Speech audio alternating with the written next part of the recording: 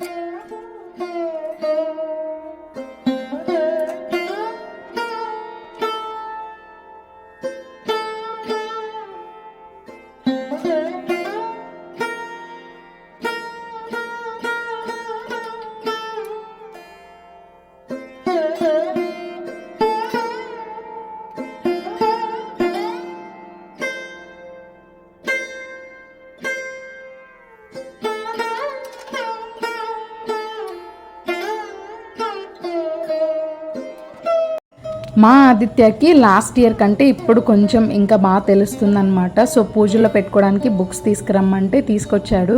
But వాడికి అంత idea లేదు లాస్ట్ ఇయర్ మేము చేసింది. అండ్ వాడు అంటున్నాడు, మా మ్యామ్ కొడుతుంది ఇవన్నీ రాస్తున్నావు మమ్మీ అని. సో నేను అలా ఏమనరమ్మా, మనం పూజ చేసేటప్పుడు ఇక్కడ వినాయకుడిని ప్రార్థించి ఇక్కడ మనం బుక్స్ అవి పెట్టుకోవాలని.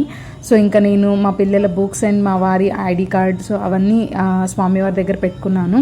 అండ్ ఎలాగో ఫోన్ చేసి బ్రతిమలాడగా మా వారైతే వచ్చారు ఇంటికి. అండ్ కంపల్సరీ ఈ వినాయక చవితి అప్పుడు ఆ కథ చదువుకొని మనం అక్షింతలు అయితే వేసుకోవాలి. సో పిల్లల్ని కూడా తీసుకురమ్మంటే కింద ఆడుకోవడానికి వెళ్ళిపోయారనమాట. ఇంకా తనకి చెప్తే తీసుకొని వచ్చారు. అండ్ అందరితో గరిక అయితే వేయించాను దేవుడి దగ్గర. అండ్ స్వామివారికి బెల్లం ముక్క, గరిక అండ్ కొన్ని ప్రసాదాలు అయితే చేసి పెట్టుకున్నాను. పాల తాలికలు, బెల్లం కుడుములు చేశాను. అండ్ దాంతోపాటు చలిమిడి, వడపప్పు, పానకం కూడా చేశాను.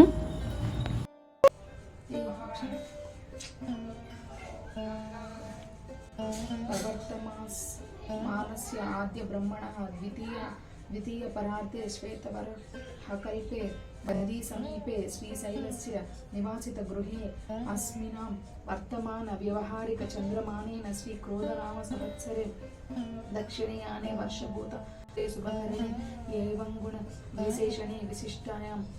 ఫస్ట్ అయితే సంకల్పం చెప్పుకొని తర్వాత ఫాస్ట్గా ముందు కథ అయితే చదివేశాను. ఎందుకంటే మా వారికి ఫోన్ల మీద ఫోన్లు వచ్చేస్తున్నాయి, మళ్ళీ వెళ్ళిపోతారని చెప్పి.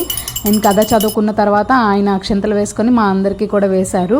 ఏ పండగలైనా, పెళ్ళిళ్ళైనా, పూజలైనా ఫస్ట్ ఎలాంటి విఘ్నాలు అడ్డు రాకుండా ఉండాలని, ఆ విఘ్నాలని, ఆటంకాలని ఆపాలని ఆ విఘ్నేశ్వరుని బాగా ప్రార్థిస్తారు. మీరు కూడా ఈ వినాయక చవితి పండుగని బాగా సెలబ్రేట్ చేసుకున్నారని అనుకుంటున్నాను. అండ్ నేనైతే ఈసారి మన విజయవాడలో ఉన్న జనాలందరూ సేఫ్గా ఉండాలని ప్రార్థించాను. అండ్ పిల్లల్ని కూడా తీసుకొచ్చి వాళ్ళకి అక్షింతలు వేశాను. నేను ఇంటికి వెళ్తున్న ప్రతిసారి అనుకుంటాను వినాయకుడి వ్రత కల్పం తెచ్చుకోవాలని, బట్ మర్చిపోతున్నాను. సో ఈసారి అయితే కంపల్సరీ తెచ్చుకోవాలి. అండ్ ఫుల్ ఆకలేసేస్తుంది, బాగా నీరసం కూడా వచ్చేసింది. ఎక్కువ వంట చేసే ఓపిక కూడా లేదు. కొంచెం ముద్దపప్పు అయితే చేశాను. సో ఇంట్లో గోంగూర పచ్చడి ఉంది అండ్ కొన్ని వడియాలు, కారపూస వేసుకొని దాంతోపాటు మనం పాల తాలికలు చేసాం కదా, సో అది కూడా వేసుకుని అందులో కొంచెం నెయ్యి వేసుకుని తిన్నాను. నిజంగా చాలా బాగుంది. మనం దేవుడి కోసం చేస్తే ఎంత టేస్టీగా వస్తుందో మనం సపరేట్గా చేసుకోవడం కంటే ప్రసాదంలో చేసేటప్పుడు టేస్ట్ బాగుంటుంది. అలా భోజనం చేసి రిలాక్స్ అయ్యానో లేదో దబదబమని సౌండ్ వచ్చేస్తుంది. బయటకు బాల్కనీలోకి వచ్చి చూస్తే అసలు జోరు వానన్నమాట. వినాయక చవితి పండగకి వర్షం లేకపోతే నిజంగా పెద్ద లోటే. ఎందుకంటే ఎప్పుడైనా సరే వినాయక చవితి పండగ రోజు కంపల్సరీ పూజలు అన్నీ అయిపోయిన తర్వాత ఈవినింగ్ కంపల్సరీ వర్షం పడుతుంది. అండ్ మా వాళ్ళందరూ ఈవినింగ్ ఫ్రీ అయ్యాక వెళ్ళి వినాయకుడిని అయితే కార్లో తీసుకొచ్చారు కింద ప్రతిష్ఠ చేయడానికి.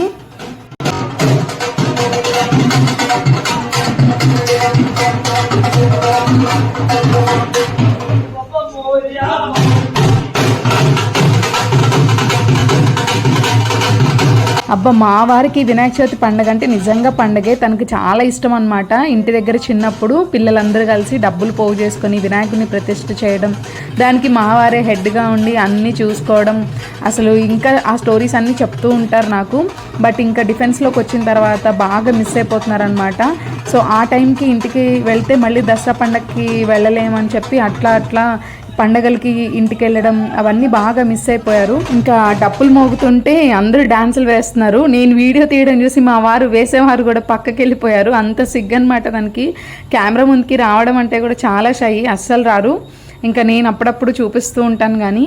సో వర్షం అయితే దంచి కొట్టింది, ఆ కాసేపు ఆగింది, మళ్ళీ తర్వాత ఫుల్ వర్షం అనమాట. అండ్ కింద ఇప్పుడు పూజ ఉంటుంది మాకు. ఈవినింగ్ కూడా ఇంట్లో పూజ చేసుకొని, సో కింద పూజ చేస్తారు కదా, హారతి కూడా ఇస్తారు. ఇంకా నేను మా హస్బెండ్ అయితే ఒక కొబ్బరికాయ కూడా తీసుకెళ్ళాము. అండ్ అక్కడ కలసం కూడా పెట్టి 9 days పూజ చేస్తారనమాట. సో 6 feet వినాయకుడిని అయితే తీసుకొచ్చారు అండ్ ఫుల్ లైటింగ్స్ పెట్టారు. ఎంత కలర్ఫుల్గా ఉందో మా రోడ్ అయితే. అండ్ మేము ఇక్కడ కింద టెంపుల్ దగ్గర వినాయకుడు ప్రతిష్ఠ చేశాము. సో మా పక్కనే వేరే వాళ్ళు కూడా క్వార్టర్స్ కింద వినాయకుడిని పెట్టారనమాట. మన ఇంటి దగ్గర పోటీ పడి పెట్టినట్టు పెట్టారు ఇక్కడ కూడా. సో గరికనైతే ఇక్కడ కంపల్సరీ ఇలా ముడి వేసే పెడతారంట దేవుడి దగ్గర. మనమైతే నార్మల్గా పెట్టేస్తాము. మనము వరలక్ష్మి వ్రతానికి కలసం పెడతాము అండ్ వినాయకుడి పూజకి కొంతమంది కలసం పెడతారు, కొంతమంది పెట్టరు. బట్ ఇక్కడ స్వామివారిని ప్రతిష్ఠ చేసేటప్పుడు మాత్రం 9 days ఉంచుతారు కదా, కంపల్సరీ కలసం పెడతారు. అండ్ కలస పూజ చేసిన తర్వాత స్వామివారికి ఇలా వెల్కమ్ చెప్పాము.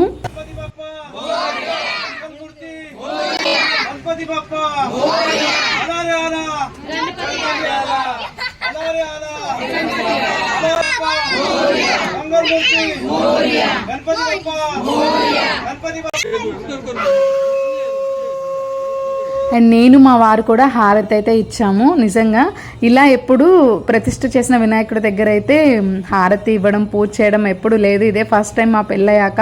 అండ్ ఎంత వర్షం పడుతున్నా అందరం గ్యాదర్ అయ్యి ఇలా వినాయకుడి పూజ అయితే చేసుకున్నాము. సో మేము వినాయక చవితి పండుగని ఇంత హ్యాపీగా సెలబ్రేట్ చేసుకున్నాము. సో మీరు ఎలా సెలబ్రేట్ చేసుకున్నారో కామెంట్ చేయండి. అండ్ మాకు 9 days అయిన తర్వాత నిమజ్జనం కూడా బాగా చేస్తారు అండ్ భోజనాలు కూడా పెడతారు. సో నేను ఆ వీడియో కూడా అప్లోడ్ చేస్తాను. అండ్ మన విజయవాడలో ఉన్న జనాలందరూ అండ్ విజయవాడ సిటీ కూడా సేఫ్ గా ఉండాలని కోరుకుంటున్నాను. అండ్ మీరు తలపెట్టిన ఏ పనైనా ఏ అడ్డంకులే లేకుండా జరగాలని మనస్ఫూర్తిగా కోరుకుంటున్నాను. మళ్ళీ నెక్స్ట్ వీడియోలో కలుస్తాను. బాయ్.